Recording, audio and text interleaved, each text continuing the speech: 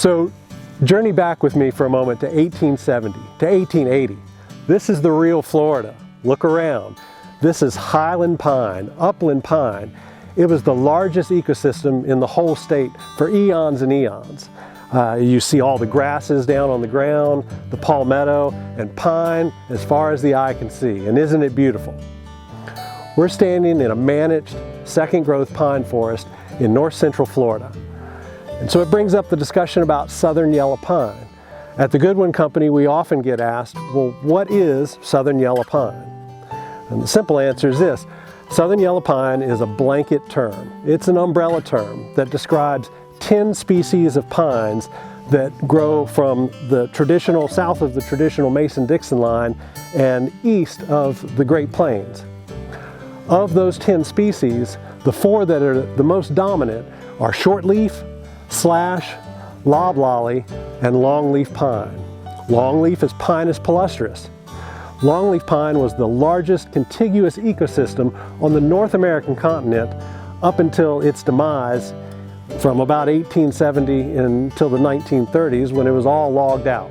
Longleaf pine was the premier pitch pine in all of the world, and of course we know that it was used for naval stores, and it was turpentine, and it was cut for lumber, to the point of deforestation. Now, if we'd have been standing in this forest in 1880 and we were lumbermen and we were talking about yellow pine, we were talking about longleaf pine exclusively. The two terms were one and the same. Yellow pine meant longleaf pine well into the 20th century.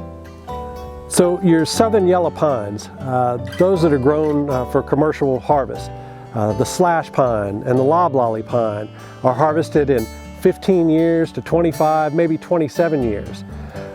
The first time that longleaf is available for commercial harvest is typically between 45 and 50 years. So if you're growing longleaf, you're growing longleaf for your children's children.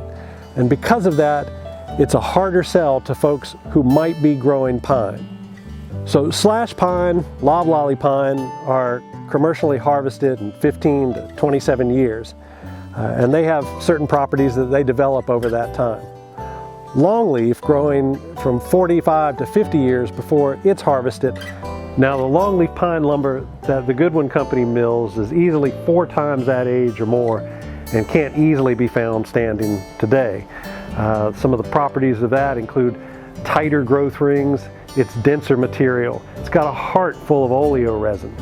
For the 45 years that the Goodwin Company has been in business, we've always supported longleaf restoration through the hard work of organizations like Tall Timbers and the Longleaf Alliance.